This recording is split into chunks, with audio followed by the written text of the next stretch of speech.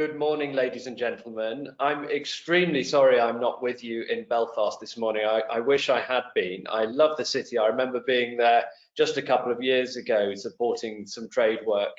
And regrettably, I'm not with you, but I am in fact sitting in Cairo, the country that you're talking about this morning. And so I'm delighted to be able to join you and share my reflections on Egypt as a market for British goods and services. My name is Alistair Long. I'm the UK's Deputy Trade Commissioner for Africa, based in Cairo, covering the whole of Africa, and I work for what is now called the Department for Business and Trade, trying to help our companies access the opportunities that are available overseas. And it's with great excitement that I'm able to talk to you a little bit today about Egypt, and that I will be handing over to my colleague Anissa Dati, Trade Director for Egypt, who is with you today in Belfast, to say a little bit more about the opportunities in the marketplace. But it is really one of the markets to be most excited about, not only in Africa, but in the world at the moment. It's experienced really strong growth all the way through the pandemic. I think was the leading market both in Africa and the Middle East and North Africa for growth during that period. And that gives you a sense of a place that's really on the up. Some commentators expect Egypt to be a member of the G20 within the next 10 years, such is the rate of economic growth. But if you're on the ground here, what you see is remarkable transformation. There's really significant investment going into the national infrastructure and the national energy grid and into sectors of really strong interest for the UK around healthcare, education, renewables.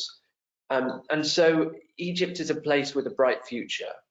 It's not been the easiest period over the last 10 years, both for Egypt and indeed for the UK-Egypt relationship. So you'll remember the scenes in Tahrir Square some 10 years ago now, and a number of changes in the Egyptian government. That led to a fairly unsettled period in the country, but actually there's been real stability over the last 5 years or so under President Sisi that has enabled really strong investment. And you see huge new projects and a lot of foreign capital coming into the country at the moment.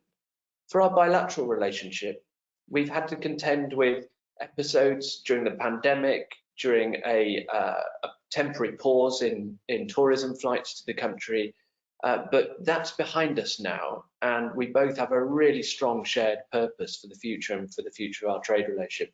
And that's probably best reflected in our new association agreement since we left the EU, a new trade agreement that the UK has with Egypt, and that we're deepening with every month and every year. And that is a framing for, we hope, considerable growth in our bilateral trade, including in consumer sectors like retail and food and drink. Sitting here in Egypt, what I want to say to you is that it's actually remarkably easy to get to know and like the Egyptians and to see business partners in them. So come here, come and visit, come and see the opportunities available. And then look for our support as well, because while it can seem quite easy, there may be some hurdles that you do need to clear. There may be some connections that you want, and we can help with that. And so come and see the place and be in touch with the Department for Business and Trade to see if we can help you with what you want to achieve. And I really hope you enjoy today hearing more about the opportunities in the market from some of the distinguished guests that are there. And I'm sure they will manage to excite you even more about the potential for our trade relationship. And with that, I wish you a really productive morning. Thank you.